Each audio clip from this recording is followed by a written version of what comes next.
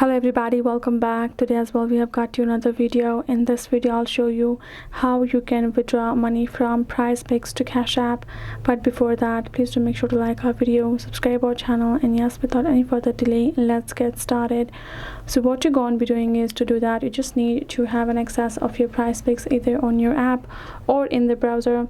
Go ahead, get signed in, and once you have done signing in, you can simply request a withdrawal to any approved bank account, PayPal, Venmo, debit card, or a Cash App with your deposit funds, right? So to request a withdrawal, just need to go to the menu located in the top left corner of PrizePicks app, and if you're accessing browser, simply go to the account on browser. The menu is in the top right corner, and then you can simply select the request withdrawal in both of the platforms. Then you will receive once you have done that, you will be able to choose, you will have to choose Cash App as the recipient, and then add in their cash tag or their ID information, and then add in the amount, and simply go ahead, tap on continue. So then you will receive a one-time password, which is OTP code, in your email as soon as you have requested the withdrawal.